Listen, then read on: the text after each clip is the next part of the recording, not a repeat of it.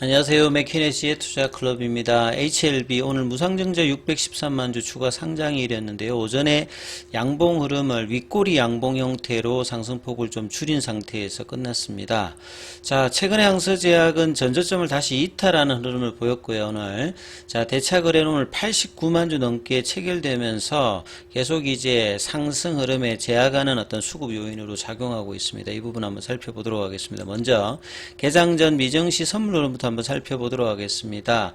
이번 주 이제 뉴욕 증시에서 가장 중요하게 보셔야 될 부분들이 최근에 급상승하고 있는 엔비디아 관련되는 이제 2분기 실적 관련되는 부분의 어떤 흐름들을 체크해봐야 되겠죠. 엔비디아 관련되는 부분들은 지금 이제 주가 차트를 길게 늘어놓고 보면 굉장한 어떤 상승 흐름을 보이고 있습니다. 코로나 때 대비해가지고는 거의 한 7배고요. 올해 연초 대비해도 한 3배 이상 올라가면서, 굉장한 어떤 AI, 반도체 수혜로서, 반도체 전반적인 업황을 지금 끌고 가고 있다. 이렇게 볼 수도 있을 것 같아요. 자, 그리고 이제, 엔비디아 실적 발표가 23일에 있고, 그 다음에 이제 가장 중요한 어떤 이벤트 중에 하나가 잭슨홀 미팅입니다. 이 잭슨홀이라고 하는 데가 이 지도로 보게 되면 미국 서부 쪽에 이 아이다호하고 와이오밍 여기 중간에 이제 고지대에 있습니다. 그래서 휴양지로 유명한데요. 미국 같은 경우에는 미팅할 때 이제 동부에서도 마찬가지입니다만 서부 쪽에서도 굉장히 좋은 곳에 모이는데요.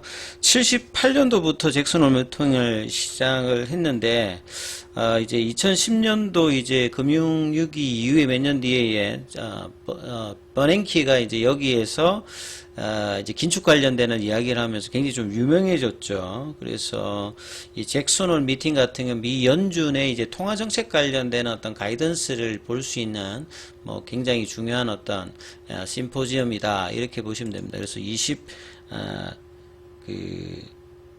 5일 정도, 25일 정도에 이제 이때 이제 파월 연준 의장의 연설이 있으니까 이 부분 좀 주목해야 되겠죠.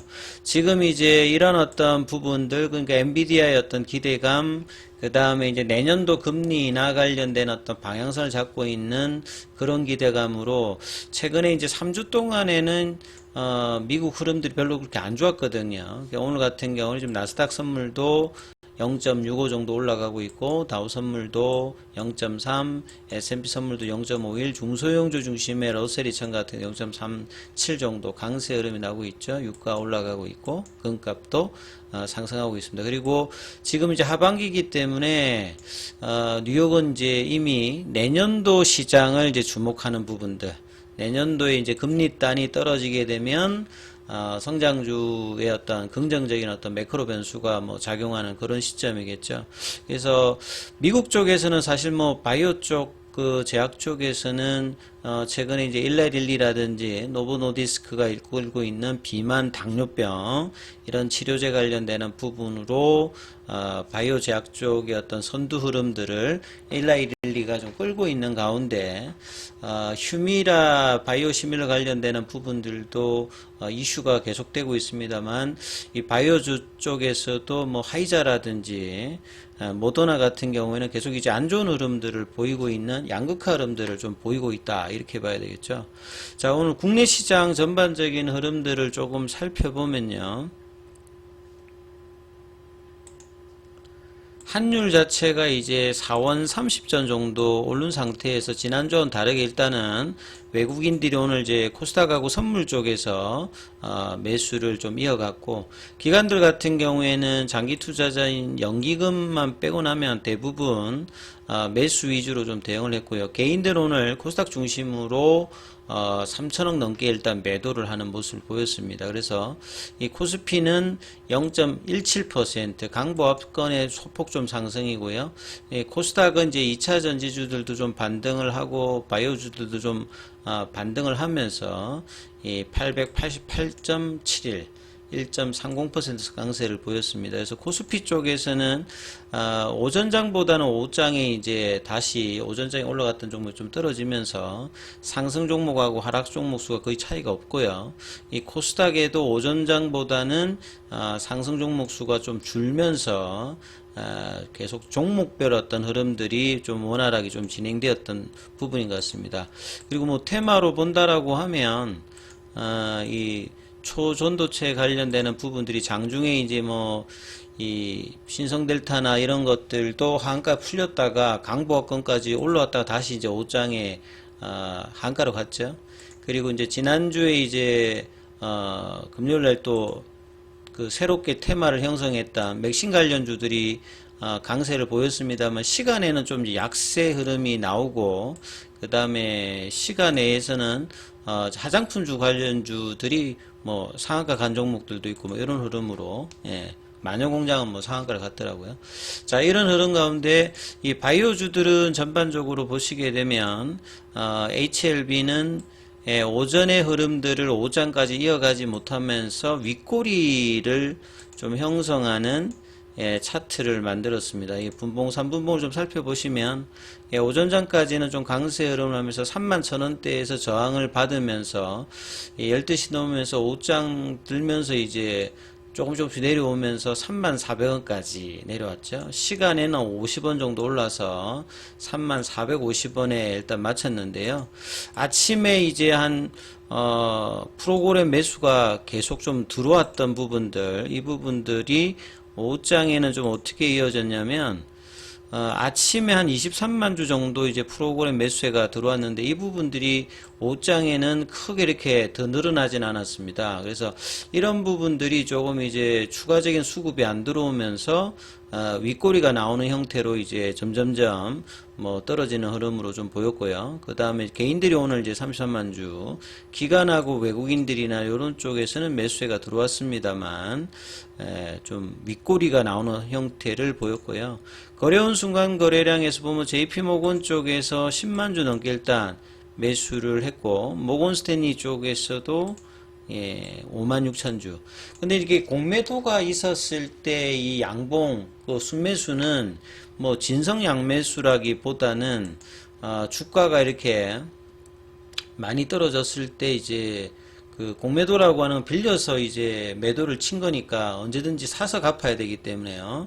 그래서 살 때 이제 양봉이 형성되는데 요게 올라갈 때 이제 그 빠르게 뭔가 하는 거는 이제 쇼커버링이고 이게 이제 과도하게 올라가서 손절매성으로 이제 잘라내는 게 이제 숏스퀴즈죠. 그러니까 밑단에서 하는 부분들은 언제든지 뭐 차익 그 실현의 물량으로 뭐 나올 수도 있는 어떤 부분이죠. 강력한 어떤 상승세가 아니면.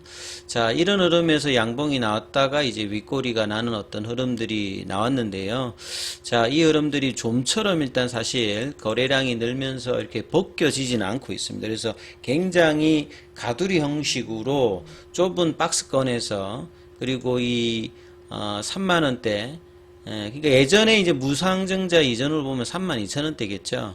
그래서 밑단의 어떤 박스권 흐름에서 상단이 좀 제한되면서 그리고 뭔가 호재가 나오게 되면은 이렇게 강력한 어떤 수급으로 블락킹을 하면서 이런 어떤 흐름들을 계속 이제 만들어내고 있죠. 그래서 한 2달 정도 옆으로 가고 있는 이 흐름이 장기 바닥권의 박스권 하단 국면입니다만 항상 이제 저점이라고 하는 것은 지나서 올라가면 이제 그 부분들이 이제 바닥 확인이 되는 부분들인데요.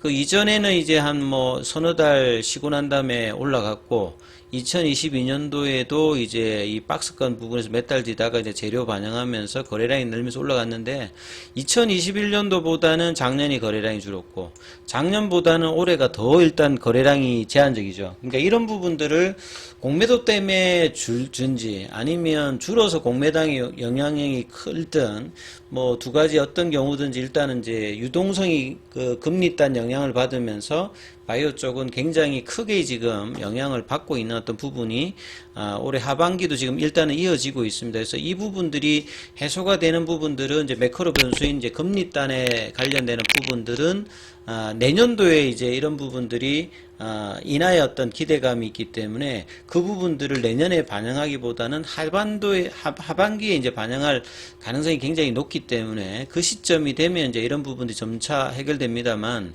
자, 이 부분들이 지금 8월 달이 됐음에도 불구하고 좀처럼 아직 벗어나고 있지는 못하다, 이렇게 봐야 되겠죠. 자, 기타 이제 기사 관련되는 부분 특별히 이제 오전 이후에 나오진 않았고, 항서제약 관련되는 주가를 보게 되면요, 여기는 이제 반부패 관련되는 이슈로 20% 이상 급락 나왔다가 반등을 좀 하다가 다시 빠졌어요. 그래서 이전에 어떤 저점들을 다시 밀어내는 어떤 약세 흐름이 오늘 또 2.88 빠지면서 나타나면서 올 상반기에 올렸던 어떤 흐름들을 대부분 다 되돌리는 어떤 약세 흐름이 항서제약도 지금 진행되고 있고요.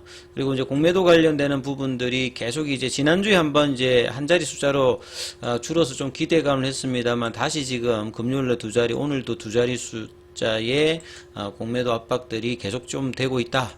그리고 공매도 잔고 관련되는 부분을 좀 살펴보면요, 7월 달에 이제 한 달 전에 한 600만 주 중반이었다가 다시 지금 8월 17일 기준으로 보면 700만 주 중반으로 왔습니다. 비교 대상으로 뭐 작년도에 5월 달에 이제 주가가 좀 나름 급등을 할 때 결국은 이제 통계적 위성을 이제 확보하면서 급등할 때 보면 이제 주가가 이제 거의 단기로 100%가 올라갈 때, 이때는 이제 나름 쇼커버링이 나타나서 이제 700만 주대 이제 공매도 잔고가 이 500만 주대 밑단으로 이제 떨어지는 이런 흐름까지도 나타났거든요. 그래서 전체 비중 자체도 6.6에서 4% 정도까지 떨어졌는데, 이번에는 오히려 저 주가가 밑단인데요, 5%에서 6%로 오히려 좀 늘어나는 이 잔고 압박들을 계속 이제 보이고 있습니다.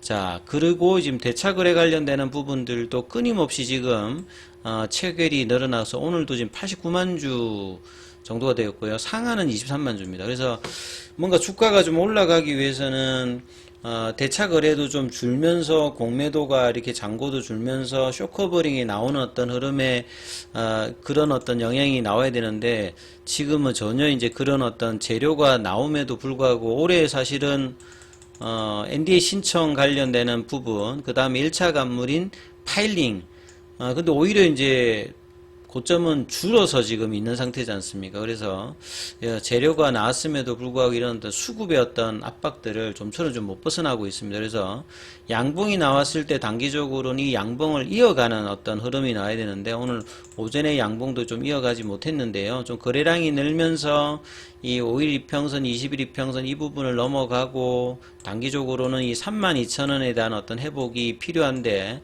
8월 달에 한 번도 이 부분들을 회복을 못 해줬습니다. 그래서 이 흐름들이 나오기를 이번 주에 또 한번 기대하는 흐름으로 한번 살펴봐야 될 것 같습니다. 여기까지 하겠습니다.